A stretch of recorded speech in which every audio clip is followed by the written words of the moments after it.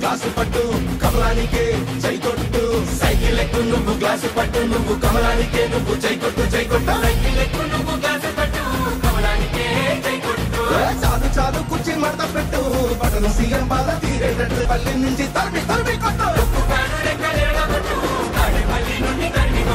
Cycle ఎక్కు glass పట్టు కమలానికే జై కొట్టు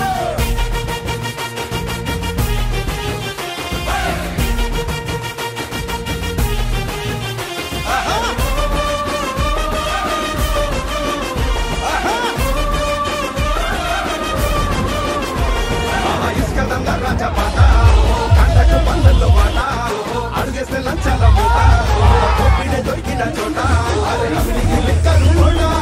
విషమైన పేదోడు నోట జనమేమైపోయిన పట్టదట జనగల్ల పీడి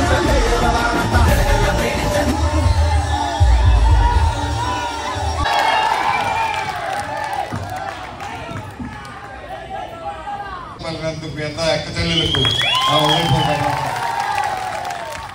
రావడం జరిగింది.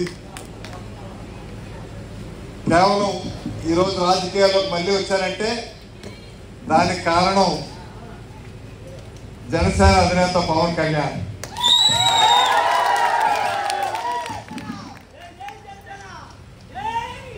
పవన్ కళ్యాణ్లో చిత్తశుద్ధి, ఆయన నిస్వార్థ బుద్ధి, ఈ రాష్ట్రానికి మేలు చేయాలి.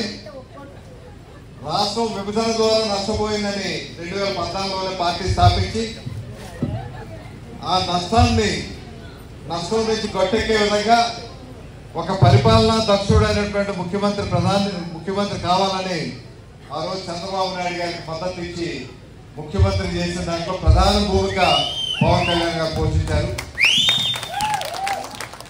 ఈరోజు పవన్ కళ్యాణ్ ఒక వ్యక్తి కాదు, ఒక శక్తి,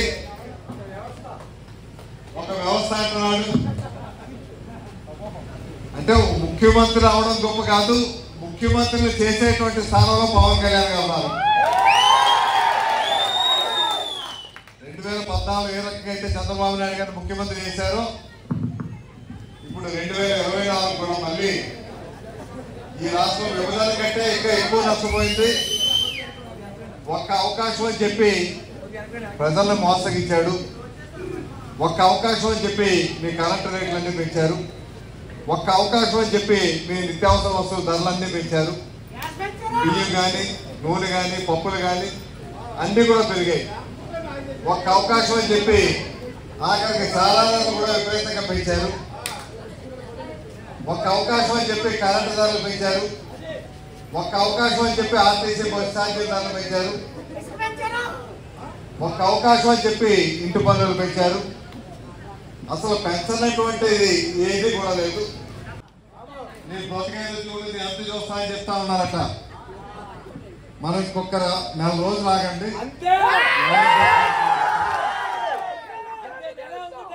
ఈరోజు అధికారంలో ఉన్నట్టు ముఖ్యమంత్రి చంద్రబాబు నాయుడు గారిని జైల్లో పెట్టారు, అన్యాయంగా జైల్లో పెట్టారు. కనీసం 73 సంవత్సరాల వయసు కూడా చూడలేదు. ఆయన చేసిన తప్పు ఏంటంటే ఈ రాష్ట్రంలో 3,60,000 మందికి ఉద్యోగ అవకాశాలు కల్పించారు. ఆయన అధికారంలో ఉన్నప్పుడు 3,000 రూపాయలు ఖర్చు పెట్టి నైపుణ్య అభివృద్ధి చేసి ఆయన ఉద్యోగాలు ఇప్పిస్తే ఆయన తప్పు చేశాడని జైల్లో పెట్టారు. అసలు జైల్లో ఉండాల్సింది ఎవరు? మన ప్రాంతం కాయగూర రైతులతో పాటు ఎక్కువ సర్వే తోటలు ఉన్నటువంటి ప్రాంతం. చాలా మంది సర్వే తోటలు మీద ఎప్పటికప్పుడు మీదకి పెరుగుతూ ఉంటుంది, తగ్గుతూ ఉంటుంది. అది స్థిరంగా లేదు. దీని మీద ఈ రేట్లు ఎంత ఎక్కువ తక్కువ కాకుండా స్థిరంగా ఉండే విధంగా చేసే విధంగా ఈ చెరుకు సరుగుడు రైతుల అసోసియేషన్ ఉంది. రాష్ట్ర వ్యాప్తంగా వారితో మాట్లాడి ఎటువంటి చర్యలు తీసుకోవాలి, ఏ చర్యలు తీసుకుంటే ఈ ధరలు వ్యత్యాసం ఎక్కువ కాకుండా ఉంటుంది అన్నది ఒక ఆలోచన చేసి దాన్ని సరైనటువంటి విధానం చేసుకొని అటువంటి ఎత్తు తక్కువ లేకుండా చేసే కార్యక్రమం చేద్దాం. దీంతో పాటు మన ప్రాంతం నుంచే పోలవరం ప్రాజెక్టు కానీ ఉత్తరాంధ్ర సుజల సేవంత్ కానీ వస్తుంది. ఆ ఉత్తరాంధ్ర సుజల సేవంత్ వస్తే ఆ రోజు రాజశేఖర రెడ్డి గారు ఉన్నప్పుడు ఈ ఉత్తరాంధ్ర అభివృద్ధి కావాలనేసి వారి కోరి తీసుకురావడం జరిగింది. 7,000 కోట్ల రూపాయలతో ఆ రోజు మంజూరు చేసాం. 8 లక్షల ఎకరాల సాగులోకి వస్తుంది. అటువంటిది ఈయన వచ్చాక దాని మీద ₹1 కూడా పెట్టుబడి పెట్టలేదు.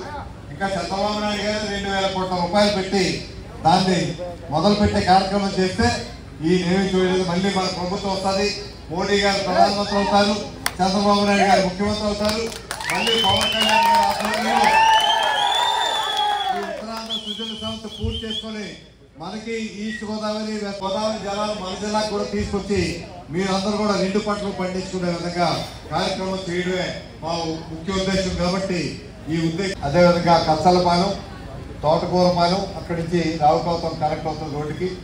అది గతంలో నేను అధికారంలో ఉన్నప్పుడు మంత్రిగా ఉన్నప్పుడు వేయడం జరిగింది. దాంతో పాటు ఆ రోడ్డుతో పాటు కల్లపాలెం రోడ్డు కూడా వేయడం జరిగింది. దురదృష్టవశాత్తు అప్పటి నుంచి ఇప్పటి వరకు మళ్ళీ ఆ రోడ్డు జరగలేదు అంటున్నారు. ఆ రోడ్డు పూర్తిగా పాడైంది అంటున్నారు. అప్పుడు కచ్చలపాలెం నాయుడు గారు ఉండేవారు. అప్పుడు ఆయన తెలుగుదేశం అయినప్పటికీ, అప్పలనాయుడు గారు తెలుగుదేశం అయినప్పటికీ మేము వేస్తాం, మీకు తెలుగుదేశం కాబట్టి మేము వదిలిపెట్టామని చెప్పి ఆయన దగ్గరికి వెళ్ళి కూర్చొని ఆ రోడ్డు కూడా పూర్తి చేయడం జరిగింది. ఇప్పుడు మళ్ళీ మనకు అధికారం మీ అందరి ఆశీస్సులతో అధికారం వస్తుంది. వచ్చాక తప్పనిసరిగా ఆ రోడ్డు వేసే కార్యక్రమం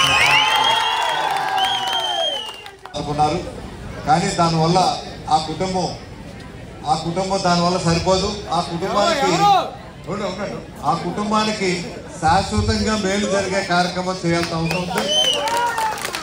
ఎందుకంటే ఎంత దుర్మార్గ ప్రభుత్వం ఈ ప్రభుత్వం అంటే, ఒక పక్క భర్త చనిపోయి 2 పిల్లలను పోషించుకోవడానికి అమ్మాయి ఉంటే, ఆ అమ్మాయికి ఇక్కడ ఏదో చిన్న ఉద్యోగం వస్తే, ఏ ఉద్యోగం అంగన్వాడీ వస్తే అది కూడా వాళ్ళు రానివ్వకుండా అక్కడ కూడా కక్ష సాధిస్తే, అటువంటి వాళ్ళ మీద కక్ష సాధించడం న్యాయమో చెప్పండి? తప్పు కదా. అది ఎవరైనప్పటికీ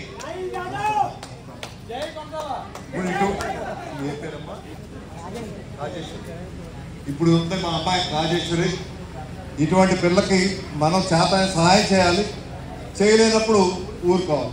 కానీ వచ్చినటువంటి ఉద్యోగాన్ని అన్యాయంగా రాకుండా చేయడం అన్నది చాలా దుర్మార్గం. అది ఎవరు కూడా మానవులు ఎవరు చేయలేదు.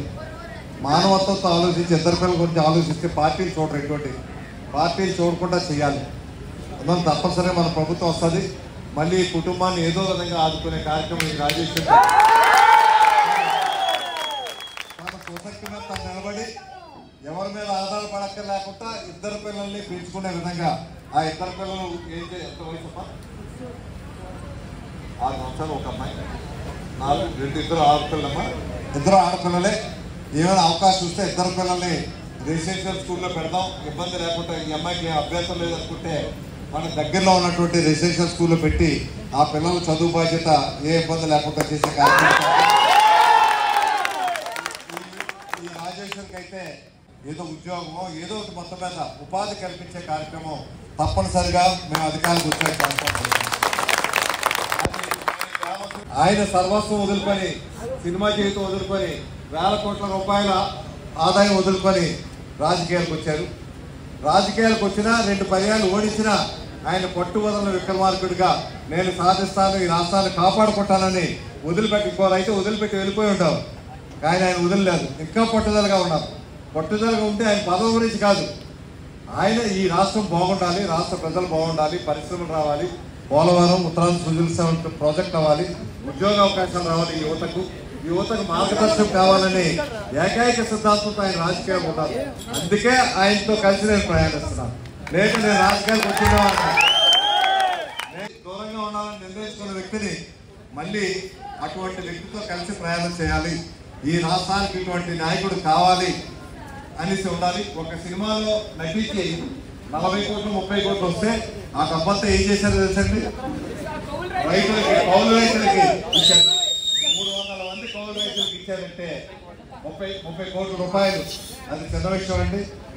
పవన్ కళ్యాణ్ గారు ఏ రకంగా దార్శనికతో నిస్వార్థంగా చేశారో మళ్ళీ మీ గ్రామంలో చూస్తున్న 4 లక్షల రూపాయలు ఇవ్వడం ఉంది చిన్న విషయం కాదు. మీ గ్రామస్తులందరికీ నా హృదయపూర్వక రామవరం ఒకటి, మా నాన్నకాపల్లి నియోజకవర్గానికి కోట రామకృష్ణుడు ఒక్కడే.